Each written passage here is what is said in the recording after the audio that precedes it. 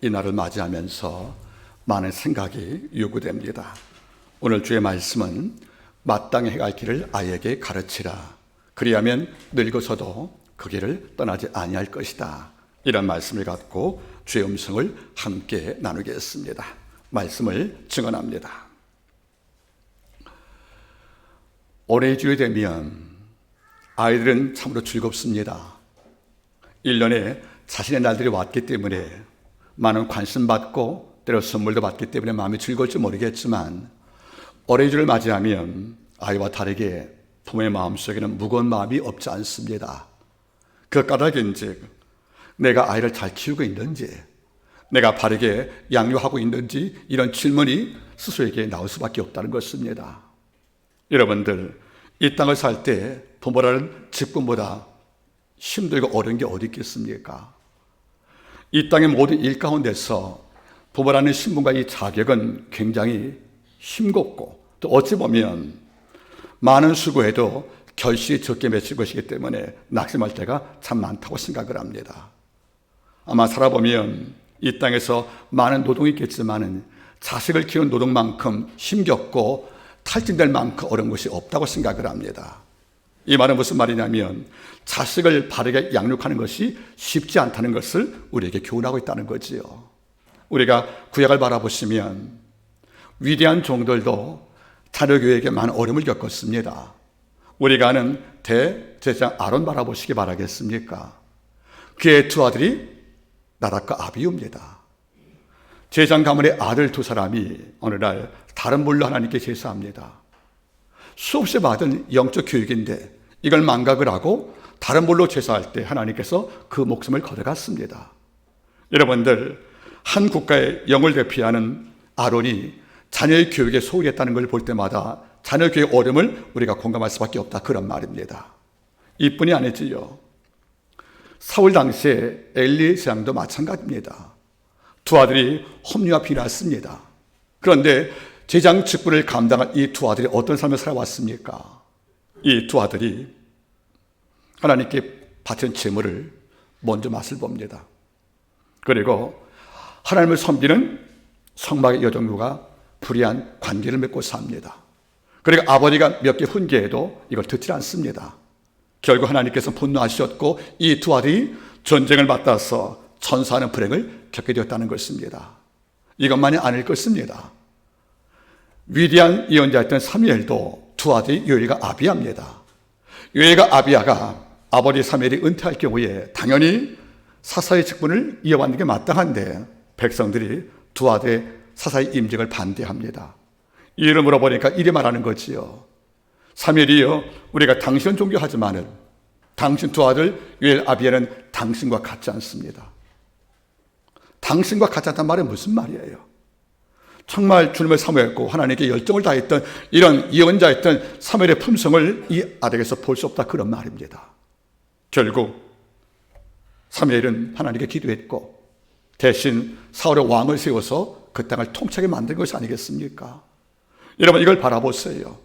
우리는 위대한 종들도 자신의 삶은 충실했지만은 자녀 교육에 전심을 다하지 못할 수밖에 없는 이런 한계를 갖고 있는 것을 말씀을 통하여 알게 되었습니다. 오늘 어린이 주일입니다. 우리에게 자녀가 있습니다. 물어보시기 바라겠습니까? 내가 과연 자녀를 주의 말씀과 훈육으로 양육하고 있는지, 우리 아이가 주 안에 잘 장성하여서 하나님께 예배와 기도의 삶을 마음속에 정말 사랑하는지, 이걸 물어보는 것은 참 청문회 같은 고통입니다. 사실 여러분들, 자녀를 아끼라는 부모가 어디 있겠습니까? 이런데 내가 낳지만 이 자식이 내 것이 아닌 거예요. 내 뜻과 같이 복종하지 않고 순종하지 않습니다. 때로 혼내기도 했고 때로 설득도 해봤지만 이 아이의 장성과 바른 것들이 쉽게 잡히지가 않습니다. 이래서 때로 트렴도 하고 때로는 절망도 종종 할 때가 있다고 생각을 합니다. 그래, 여러분들 하나 잊지 말기를 부탁드리겠습니다. 시편 127편 3절 말씀에 하나님께서는 우리에게 이런 말씀을 주었습니다.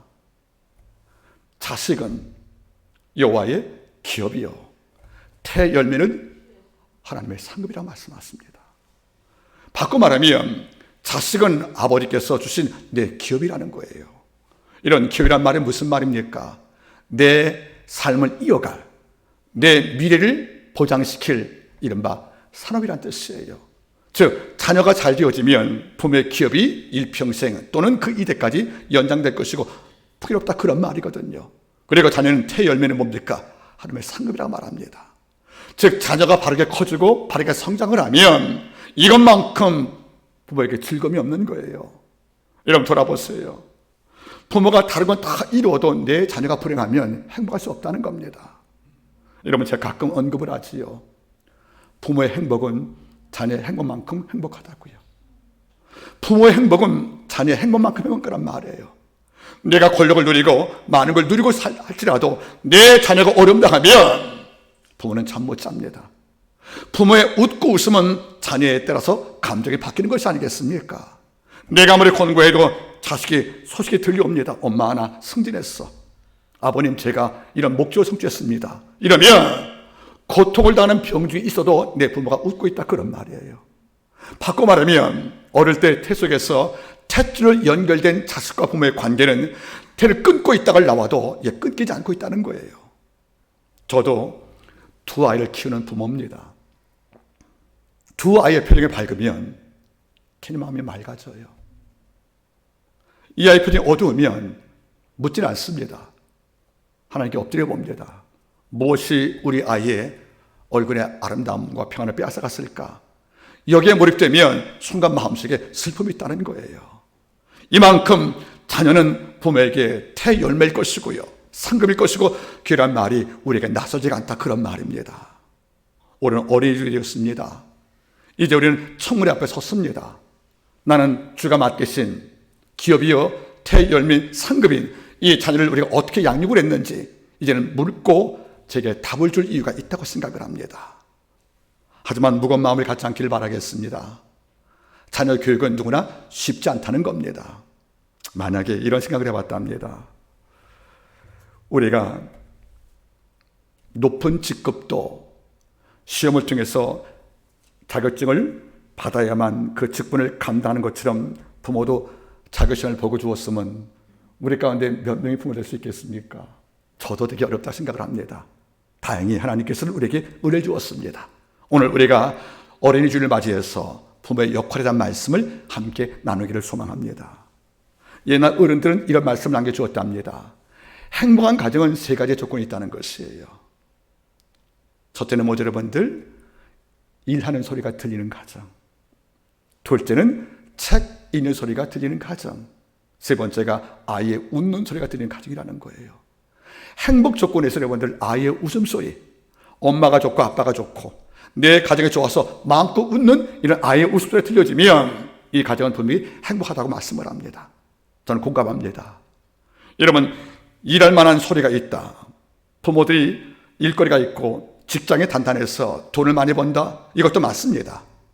책 읽고 있다, 지성과 교양에 있어서 이 가정이 남에게 무시한다는 만큼 지적 교양을 갖추었다, 이것도 물론 행복 조건이 되지만은 아이가 집에서 울고 있는 가정이라면, 부모의 관계가 어그러지어서 서로 원망을 하고 핥히고 상처는 가정이라면, 더 나아가서 이 아이가 활짝 웃으면서 엄마에게 아끼고 아빠를 품에 안고 이런 즐거운 모습을 연출 못한 가정이라면 행복에 충분 조건이 될 수 없다고 생각을 합니다.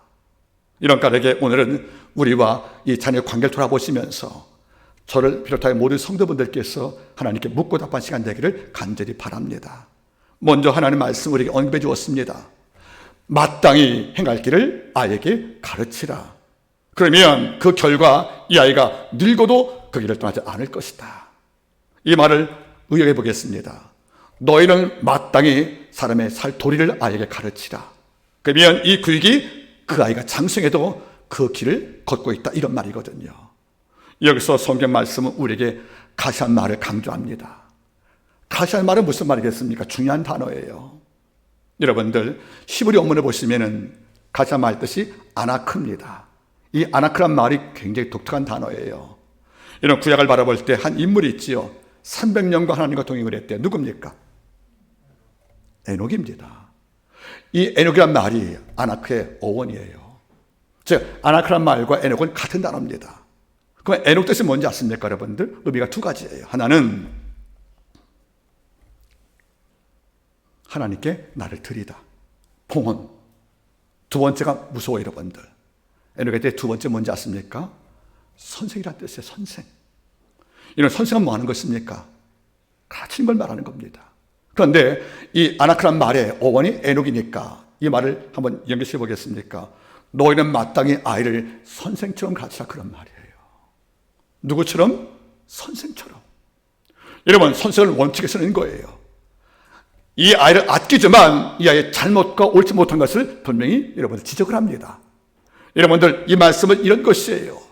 너희가 부모가 되었습니까? 이러면 아버지가 주신 기업이요, 상금인 내 자녀가 앞으로 복되게 소망한다면 선생의 마음을 갖기를 바란다는 거예요. 이런 마음으로 채찍을 들기도 하고 때를 권면대해서 이 아이를 바르게 양육을 하면 이 아이가 나이 들고서도 어떤 유혹 앞에서 바르게 믿음을 굳게 세워서 이탈치 않고 성장할 거라는 말씀을 오늘 주의 음소로 들려주었다, 그런 말입니다. 가끔 기도할 때 시편의 말씀을 제가 묵상을 합니다.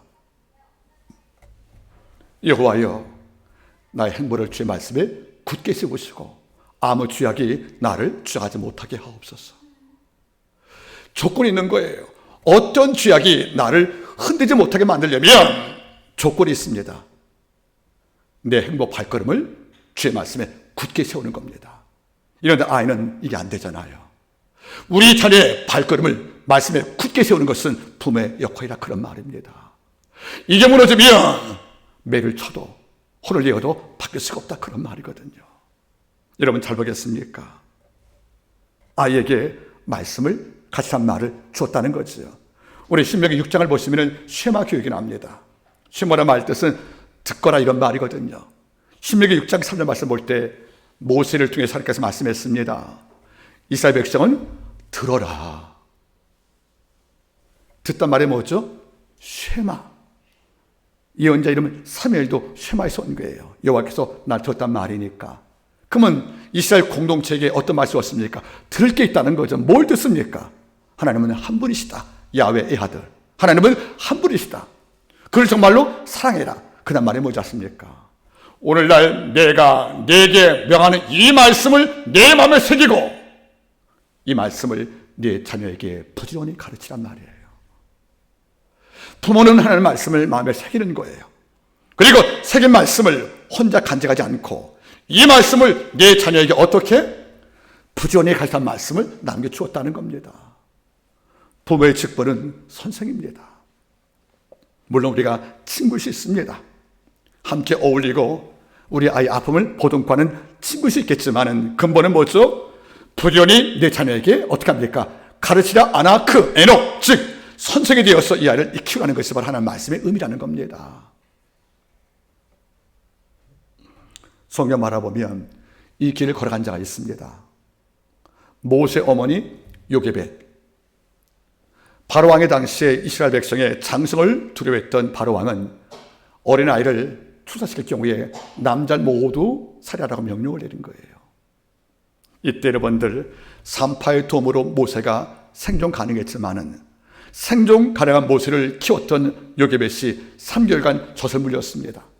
젖을 물리면서 어땠습니까? 하나님의 말씀을 읽어주었고 기도했고 그 이후에 어머니에서 바로왕 공주의 양절 입양된 모세를 키우는 유모가 된 거예요. 어머니 때는 3개월 기도해줬고 유모가 되어서 모세가 장성할 때까지 기도했던 그 요게벳 양육을 통해서 이 모세는 나이 80을 넘어서 120년 살아갈 때에도 주의 법도를 걸어갔다, 그런 말입니다.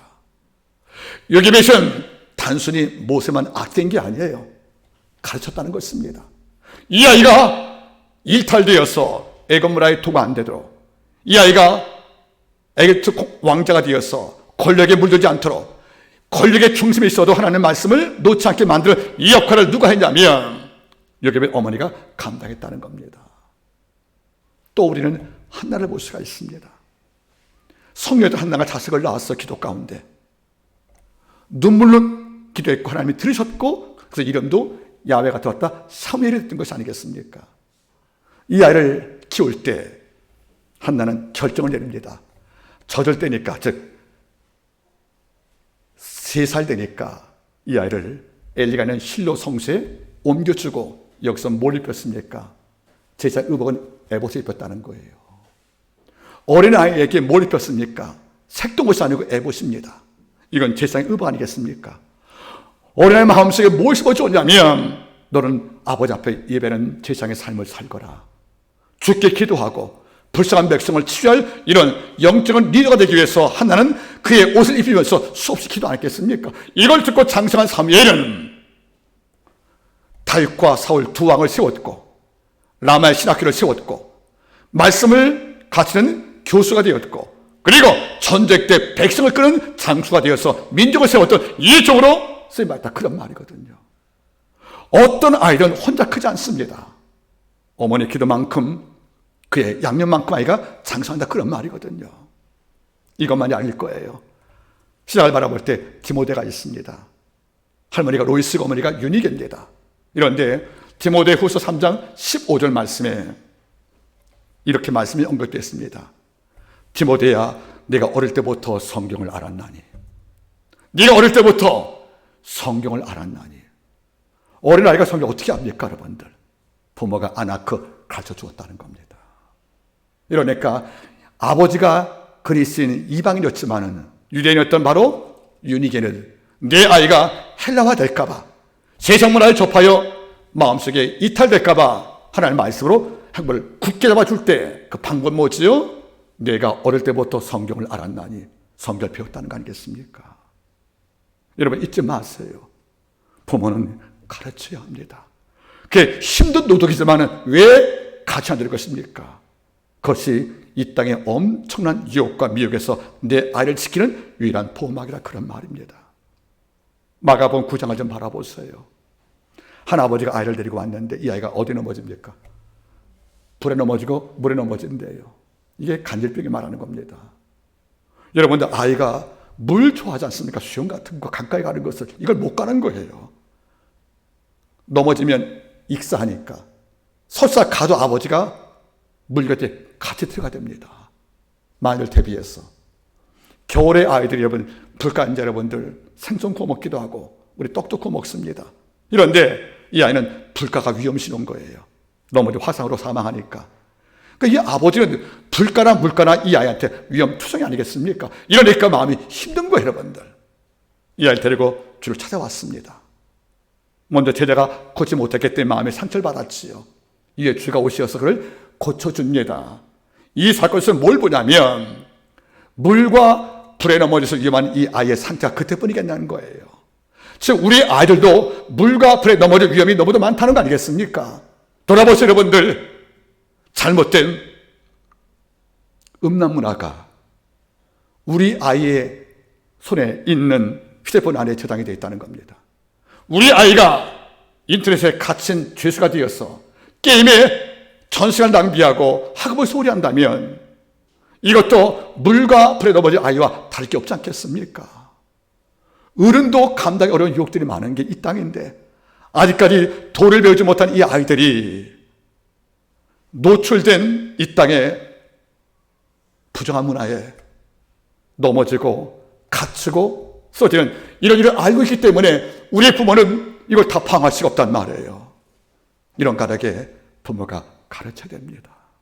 요괴배처럼 한나처럼 유리개처럼 이 아이에게 하나님의 말씀을 양육을 하고 인도할 때 지금은 몰라도 얘가 장성을 하면서 성령 아래서 바르게 기을 판단력을 배울 것이 아니겠습니까? 부탁을 드리겠습니다.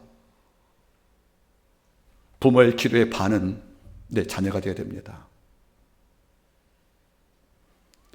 자녀가 믿음과 경건과 도덕에서 무너지면 부모의 미래도 없지만은 나라의 미래가 끊긴다 그런 말입니다. 이런까지 부모는 이 땅에 성직자와 같은 역할을 감당하는 거 아니겠습니까? 이젠 그 다음에 중요합니다. 마땅해야 할 길을 아예 가르치는 말인데 무엇을 가르치겠습니까? 두 번째, 무엇을 가르치겠습니까? 저는 말합니다. 따라하기 바라겠습니까? 사람의 도리를 가르쳐라. 다시 말하면 우리가 사람이란 말이에요. 우리가 성도거든요. 이런까지 해야 할 일과 해서 안 될 일은 분명히 가르쳐야 됩니다. 해야 할 일과 해야 할 일 안 될 배우는 것이 너무 늦어 아이의 힘으로는 어릴 때부터 부모님이 해야 할 일을 분명히 말하고, 그래서 안 될 일을 분명히 이야기해서 이 아이에게 라이로 선을 긋지 못하면 이 아이가 이거 배울 때쯤에는 이미 이 땅에서 올릴 수 있다, 그런 말 아니겠습니까? 여러분들, 조금 우스운 얘기지만은 우습지 않은 이야기가 있습니다. 어떤 분이 쓴 글 가운데 바라보니까 이런 글이 있어요. 각 민족의 부모들이 아이한테 가진 내용이 다 다르대요. 유대인들은 아이들이 태어나면 글을 배우기 전에 먼저 말을 먼저 배우잖아요. 그렇죠? 말을 배울 때 제일 먼저 하는 것이 뭐죠? 모대아니. 그럼에도 감사합니다, 이걸 제일 먼저 하셨다는 거예요. 유대인들은 아이에게 감사의 덕을 먼저 가졌다고 그럽니다. 미국 사람들은 아이가 성장을 하면, 아이가 태어나면 제일 먼저 뭘 가르칩니까? 나눠주는 것이 내가 사는 길이다, 이걸 줬다는 거예요. 나눔과 이른바 베품들, 이걸 아이에게 어릴 때부터 양육해 줬다는 겁니다. 프랑스인들은 아이에게 이렇게 교육한답니다. 내가 남에게 즐거움이 되라. 이제는 우리가 싫어하는 일본 사람이에요. 감정적으로 일본이 싫지만은 일본에게 배울 것도 없지 않다 생각합니다. 일본 사람들은 아이를 키울 때 뭡니까, 여러분들? 메이와쿠, 남에게 패기치지 말라는 거예요. 남에게 패기치지 말라는 겁니다. 너 편리하려고 남에게 패기치지 말라는 거예요. 비록 그들이 우리가 볼 때는 민족 감정으로 불편한 감정이 있겠지만, 아이를 키울 때 메이와쿠라는 말은 우리가 한번 새겨필 필요가 있다는 거예요, 여러분들. 우리가 아이를 아끼는 것은 분명하지만 이 아이에게 남에게 패기신 것을 부모가 안 가르치고 이것을 절제해서 이것을 할 수 없게 만드는 그 역할은 부모의 역할인데, 식당 가보세요. 오직 예수님 식당에서 노키드 존, 어떤 식당은 아이를 안 받거든요, 아이들을. 그 이유는 뭡니까? 아이가 식당 내에서 공공시설을 파괴해도 부모가 그걸 제재하지 않는 거예요. 그 이유가 뭔지 아십니까? 네 번째, 한국 사람은 자식한테 뭘 가르칩니까, 여러분들? 돌아보겠습니까? 유대인들은 뭐라고요? 모대하니 그럼에도 감사해라. 미국 사람들은 내 것을 남에게 놔줘라, 그래야 내가 산다. 프랑스인들은 넌 남에게 즐거움이 됐으면 좋겠다. 일본 사람들은 매일 남에게 펼치지 말라. 이런데 우리 한국 사람은 다르답니다. 물론 전부 그런 것이 아닙니다. 한국 사람은 제일 많은 것이 너 나가서 기죽지 마라. 기죽지 말라 하시는 거예요.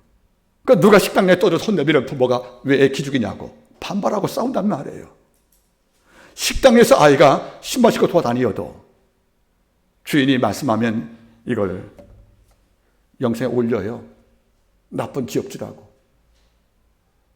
가정 내에서 내 자식의 도덕교육이 안 되고 있는데 이걸 사회가 용납 못해서 이거 훈계하면 훈계에 내 부모가 이 아이를 관리하는 것이 옳은데 왜 애 기죽이냐고. 이런 기죽이는 것이 아니에요. 나쁜 길을 다듬는 것입니다. 요즘 아이들 왜 이렇게 드센지 아십니까, 여러분들? 애 기 살린다고 자칫 방향이 틀려서 애의 나쁜 버릇을 쉽게 용납했다, 그런 말이에요. 여러분, 가정 내에서 허락되는 모든 용납이 사회에서 요구된 것은 아니거든요. 사회는 철저하고 냉정한 곳입니다. 이런 까닭에 여러분 잊지 마세요. 마땅히 할 아이에게 가르치라는 말은 무슨 말입니까? 사람의 도리. 다시 말하면 아버지가 기뻐하지 않는 것을 무엇인가 알릴 것이고 하나님이 기뻐하는 것을 아이에게 알려주어서 이 아이가 이런 범죄에 성장하는 이 교육을 부모에게 하나님 맡겼다, 그런 말입니다. 좀 구체적으로 들어가 볼까요, 여러분들? 구체적으로 뭘 가르칩니까, 여러분들? 배려, 섬김, 희생, 책임, 의무감, 이거 같이 합니다. 아이들에게 남을 배려하는 감정, 섬기는 모습들, 희생하는 것들, 더 나아가서 여러분들 책임지는 모습들. 우리 아이들이 내가 맡은 일을 충분히 다하지 못하고도 그게 내가 책임 다하지 못하면 남들이 힘든 것인데 내가 책임을 다하지 못하고 의무를 다하지 못하면 남들이 불편한 것인데 이런 사회윤리를 못 배웠기 때문에 이런 어릴 때부터 양육을 못했기 때문에 이 아이가 성장을 하면 고피가 풀린 아이처럼 가질 수 없다. 그런 말이에요, 여러분들. 여러분 잊지 마세요. 농부는 밭에 씨를 뿌려서 파종이 안 되면 다시 옴씨를 뿌립니다. 옴씨. 농부는 내 밭에 파종한 그 씨가 결실맺지 못하면 옴씨를 뿌려서 다시 밭을 살리지만 자식은 이렇게 되는 것이 아니란 말이에요. 자녀는 나무 가지고 갖다서 어릴 때 휘어지면 휘어진 채로 클 수밖에 없다는 거 아니겠습니까? 이 나무가 장성한다면 나무를 꺾을 수밖에 없다는 거죠. 이런 불행 아니겠습니까? 여러분 잊지 말길 바라겠습니까? 우리 아이에게 잘 되란 말을 이야기하지만 그 잘 되란 말이 무슨 말이에요? 그것은 바르게 되란 말입니다. 어디 가서 여러분들 존중을 받고 인격적 신뢰 감동을 줄 만한 이런 삶을 내 부모가 함께 눈물을 호소 인도할 때만이 이게 가능한데 우린 기죽지 말라고만 가르친다는 뜻이에요, 여러분들. 또 하나 교훈되는 것은 한번 따라하겠습니까? 우리 자녀에게 사과하는 법을 가르쳐라. 사과를 안 해요. 나만 그러냐요. 이런 잘못을 나만 했냐요. 그리고 누굴 탓합니다. 여러분 정중히 사과하는 모습은 정말 귀한 것입니다. 내가 잘못했으면 책임을 다하지 못했으면 누구한테 불편 주었으면 부모가 사과시켜야 됩니다. 물론 그때 모르겠죠, 여러분들. 그냥 이렇게 말할 거예요. 목사님, 매일 섬기고 매일 배려하고 매일 참고 매일 책임 안 지고 매일 사과하면 손해봅니다. 맞아요, 여러분들. 손해봅니다. 근데 잊지 마세요. 손해봄을 알면서도 참았던 사람들, 손해봄을 알면서도 배려하고 책임을 지고 이런 조봉이 걸어간 이런 사람들이 있었기 때문에 지금 세상이 더 좋아진 겁니다. 당장은 이런 자가 손해볼지 모르고 내가 뭔가 불이익당할 걸로 괴로울지 모르겠지만 이런 자가 이 길을 먼저 걷고 그런 자가 있었기 때문에 지금의 우리의 삶이 옛보다 더 나아졌고 인간이 짐승이 아닌 사람다움으로 산 것이 아니겠습니까, 여러분들? 부모는 이만큼 중요한 존재입니다. 가끔 저는 이런 고민을 해봅니다. 우리 아이가 나가서 맞고 들어왔어요. 우리 부모 어떻게 생각합니까? 그렇죠. 이 바보 같은 녀석아 왜 맞고 들어냐고 밥 새끼 먹고 이런단 말이에요. 그거 아닙니다. 물어봐야 됩니다. 왜 다퉜느냐? 이유를 물어보는 거예요. 왜 맞았느냐?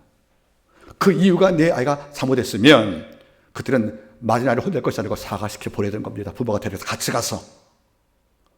우리는 내 아이 안 아낀 부모가 어디 있어요? 다 아깝죠, 여러분들. 우리 말로 눈노도 안 아픈 게 내 자식인데 얘가 맞고 들어왔습니까? 아프단 말이에요. 근데 여러분들 맞는 정도가 아니고 어디서 매장되지 않으려면 지금 어떤 일을 맞고 앉을 이유를 알고 이것을 분석을 해서 내 아이에게 잘못이 있으면 사과시키고 잘못이었으면 부모가 가서 사과를 받는 것이 맞다, 그런 말입니다. 이런 사회 윤리를 함께 배우면서 얘가 장성을 시켜야 이 아이의 내면이 그리기 튼튼해서 이 땅을 살 때 강할 수밖에 없다, 그런 말이거든요. 우리 이런 교육이 못하는 거예요. 아니, 안 합니다. 여러분들 잊지 마세요. 내 아이를 아끼니까 가르치는 겁니다. 내 아이가 소중하니까 장성하게 밖을 나가서 어디 가서 여러분들 천대받고 무시당하지 않게 만들기 위해서라도 우리 가정 내에서 이런 교육은 필요하다는 것이 아니겠어요, 여러분들? 저는 가끔 이런 생각을 해봅니다. 바울은 디모데 참 많이 아꼈어요, 디모데를. 바울이 로마 감옥에 연금 되었어요, 여러분들. 밖을 활동하지 못할 때 그때 쓴 편지가 여러분들 옥중서신 아니겠습니까? 그때 빌립보서가 나와요.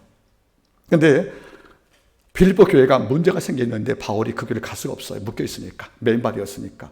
누굴 보냅니까? 디모데를 보냅니다. 근데 이렇게 말해요. 내가 디모데를 보낼 이유가 있다. 그가 가면 내 사정을 너에게 알게 할 것이고 네 사정을 너에게 알게 할 만큼 충분하다고 말하는 거예요. 바울 곁에 뛰어난 제자가 얼마나 많은데요.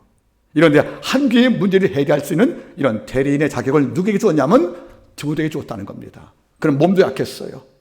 어렵습니다. 이런데 그를 바울의 입장을 대변시키고 한 교회를 해결시킬 이런 해결사로 디모데를 왜 파송을 했냐면 디모데후서 1장 5절 말씀.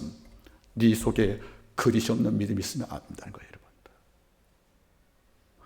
거짓이 없는 믿음을 누가 줬습니까? 어릴 때부터 부모에게 양육을 받았고 그 믿음을 붙잡았다, 그런 말 아니겠습니까? 이런 까닭에 바울이 떠난 에베소 교회의 후임자가 바로 누가 됩니까? 디모데가 되는 거예요, 여러분들. 바울이 후임을 결정할 때 능력이 아니었어요. 됨됨이었다는 겁니다. 하나님 얼마나 두려워하고 말씀 얼마나 사모하고, 그리고 대인관계에서 얼마나 예의가 있고, 그리고 잘못을 사과할 줄 아는 이 마음을 먼저 두었기 때문에 후임자로서 또는 해결사로서 적임자 위치를 디모데가 받게 된 것이 아니겠습니까? 저는 사람 볼 때 눈을 바라봅니다. 나는 그의 말보다 눈빛을 더 신뢰합니다. 눈 안에 그가 뭘 절박히 사모하는지, 뭐를 좋아하는지가 눈에 다 새겨 있다는 거예요, 여러분들. 그래서 저는 가끔 이런 말 하거든요. 눈은 귀보다 더 많은 것을 들려줘요. 이렇게 바라보면 그의 눈속 많은 걸 보거든요. 거짓과 위선을 한 자면 눈을 똑바로 상대방을 바라도 못합니다. 눈이 흐려요. 눈이 여러분들, 다시 말하면 깨끗하지가 못한 거예요. 왜? 눈은 마음의 영혼의 등이라고 했으니까 주께서. 맑은 이란 말은 무슨 말이에요, 여러분들? 맑은 삶에 오는 결과물 아니겠습니까? 우리 아이가 이 땅을 살면서 세상을 당당히 바라보고, 그리고 깨끗한 눈으로 모든 자와 함께 눈맞추면서 대화할 수 있는 이런 자격과 권리를 주려면 이 아이를 어릴 때부터 부모님은 사람의 도리를 가르쳐야 됩니다. 손해봐도 배려하거라. 주가 갚으신다. 네가 불이익을 당할지라도 정도를 걷고 양심의 도를 지켜라. 그리고 항상 귀를 기울여 양심이 하는 내면의 목소리에 귀를 기울이면서 함께 대화하거라. 가끔 저는 이런 말도 하거든요. 친구와 만나 차를 마실 때가 있으면 같은 데 나이지만은 친구가 물어볼 때가 있어요. 제가 목사님이라고 그래서인지 모르겠지만, 친구야, 넌 어떻게 사니? 이 어려운 시대에 유혹도 없어? 전 이렇게 말하거든요. 저도 있지. 그런데 나름대로 유혹에서 날 지키는 방법이 하나가 있긴 있어. 완전치 못하죠. 뭔데? 난 나하고 대화를 더 많이 해. 우린 남과 대화를 만들거든요. 고독하다고. 아니, 여러분들. 자기와 대화하는 거예요. 내가 내 속에 있는 내면의 목소리, 이건 왕이 할 바가 아니요, 이건 성도 할 바가 아니요, 이런 것을 자꾸 들으면서 대화하면 어느 순간 내가 여러분들 영적 강자가 되었다, 그런 말이에요. 근데 우리는 심심하고 하니까 남과 대화한대요. 남과 대화하면 유익도 많이 있겠죠, 여러분들. 근데 대화만 합니까? 남 정죄도 하고 비판도 하잖아요. 끝나거나 후회스럽지 않습니까, 여러분들? 다시 말하면 우리 아이가 맑은 눈으로 이 땅을 바라보게 만들고 당당하게 땅을 살게 만들려면 부모의 역할이 필요합니다. 네 자신과 많이 대화해서 하나님이 주시는 내면의 음성을 들으며 성장을 하거라. 처음은 어렵겠죠, 여러분들. 성장하면서 이것이 내면화 되면 이 아이는 결코 흔들리지 않는 이 땅의 영혼의 강자가 되어 있다, 그런 말입니다. 전 우리에게 한만큼 모든 성도의 가정의 자녀분들이 도덕적으로, 영적으로, 사회적으로 깨끗해서 친구 되고 싶고, 어려움 당할 때 그를 먼저 만나보고 싶고, 그와 함께 있으면 즐겁고 어려움이 없어 마음이 편해서 하나님이 너 나한테 선물을 주신 것 같아, 넌 하나님의 선물이야, 이렇게 호화평을 받을 만한 이런 자가 됐으면 참 좋겠습니다. 오늘 말씀 바라보세요. 마땅히 할 아이에게 가르치라. 무엇을 가르칩니까, 여러분들? 해야 할 것과 해서 안 될 일들을. 이건 누가 규정합니까? 말씀을 통해 부모가 아이에게 양육하는 겁니다. 이 가운데 하지 않을 일을 했다고 치면 부모가 여러분들 책망할 수 있다는 겁니다. 자문의 말씀, 우리에게 놀라운 뜻밖의 말씀을 주지요. 아이에게 채찍을 들지 않는 부모는 내 자녀를 구렁텅이에 던지는 것이라고, 여러분들. 오늘 난 모르겠습니다. 부모가 자식한테 매를 대면 신고하나요, 여러분들? 그것은 폭력이 있다는 말입니다. 아이가 잘못을 인식했으면 그의 대가로 부모님이 아이를 혼낼 수가 있습니다. 아이가 동감한 범위 내에서. 이걸 자꾸 밀고 나면 이 아이는 휘어진 나무가 가지가 커서 늘 휘어진 채로 사는 것처럼 인생을 바꿀 수 없다는 것이 아니겠습니까? 지금이 할 필요가 있다는 거죠, 여러분들. 지금이 합니다, 여러분들. 마지막 세 번째는 뭡니까? 부모는 어떤 태도로 아이를 가르쳐야 합니까, 여러분들? 에베소 6장은 자식을 늙게 하지 말라고 그럽니다. 자식의 감정을 깨면서까지 하는 교육은 폭력이라는 것입니다. 그러나 더 중요한 게 하나가 있습니다. 부모는 자기의 삶으로 자식을 가르치는 겁니다. 기도하는 모습을 보여서 자녀가 기도하게 만드는 겁니다. 내가 억울함 당할 때 용서하는 모습을 실천 주께서 이걸 자식의 목격을 하고 이 삶을 걷게 만든 것이 바로 부모입니다, 여러분들. 자녀는 부모의 말대로 사는 것이고 부모의 사는 대로 사는 겁니다. 극단적인 예를 한번 들어보겠습니다. 아돌프 히틀러. 참으로 이 사람 싫어합니다. 히틀러가 유대인 학살을 홀로코스트로 진행했던 것이 많은 이유가 있겠지만 개인적인 이유도 있답니다. 이게 어떤 것이었냐면 히틀러의 아버지가 장사꾼이었어요. 근데 이분이 아주 폭력이 심해서 장사 마치고 몇 개월만 돌아가고 나면 제일 먼저 아내를 폭력을 했고 자식을 때렸답니다. 그러니까 히틀러의 어머니하고 이 히틀러 자신은 아버지의 폭력 앞에서 못 견딘 거 아니겠습니까? 이런데 또 하나의 문제는 아버지가 폭력적인 가정이었지만 어머니도 또 못지않은 거예요. 이 어머니가 아버지가 장사하려고 외지 나가면 그 기간 동안에 외도했답니다. 누구나 유대인들하고. 외도의 대상이 유대인이었다는 거예요. 유대인들이 은행가들, 상인들과 그들은 물질이 많으니까.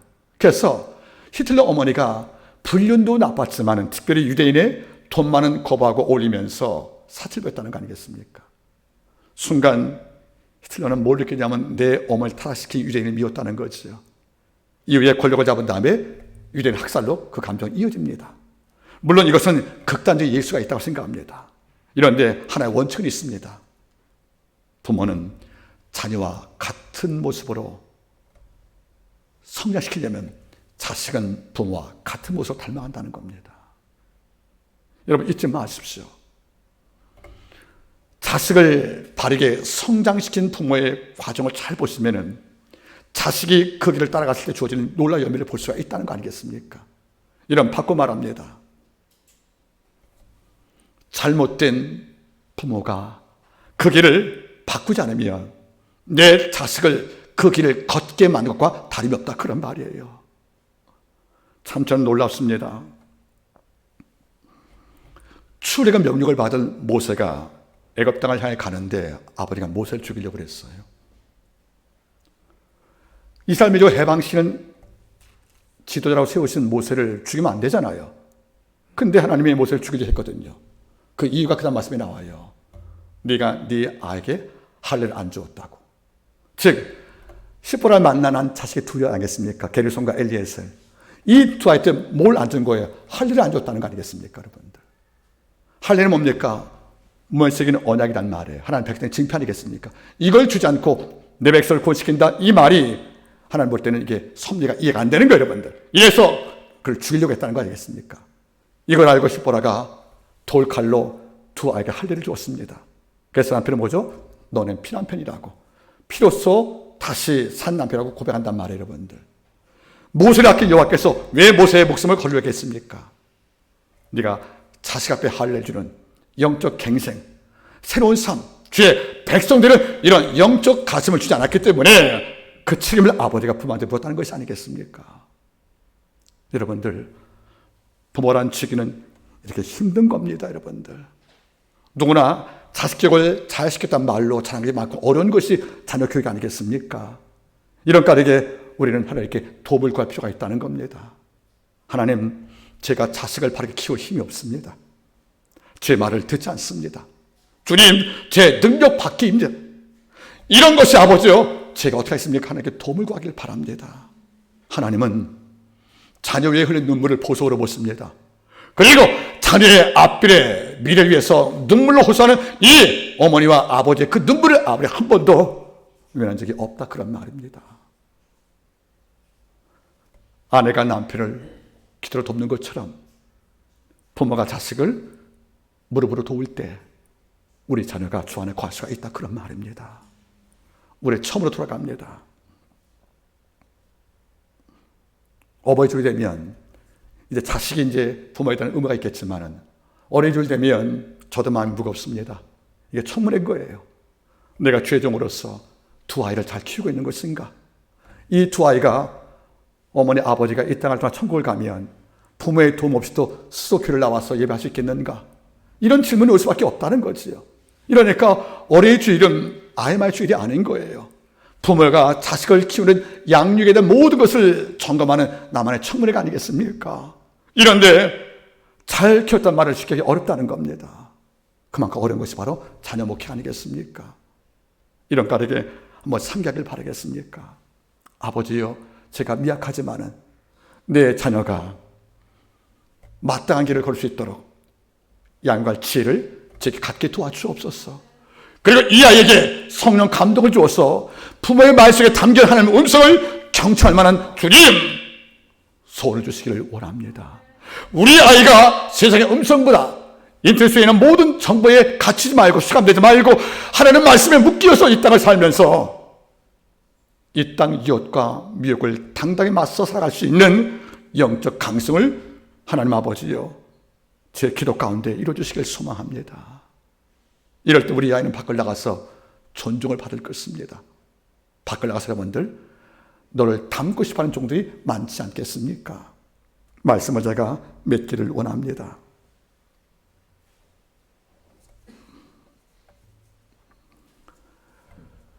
요한 웨슬리라는 18세기 영국의 위대한 설교자 키웠던 수산나 웨슬리라는 그 어머니는 자녀가 19이었다고 그럽니다. 그런데 19 자식이 18세기 영국도 가난했거든요. 이 중에 단 한 아이도 이탈이 없다고 그럽니다. 다 바르게 컸고 이 가운데 요한 웨슬리가 나왔습니다. 그런데 수산나는 밤이 되면 이 아이한테 4가지의 교육을 시켰다 합니다. 첫째는 거짓말하지 마라. 두 번째는 먼저 사과해라. 세 번째는 늦도록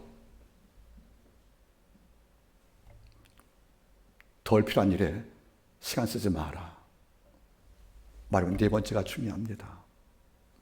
하나님께 묻고 살아라. 하나님께 묻고 살아라. 네가 다 아는 것도, 네가 다 이해한 것도 하나님께 묻고 살아라.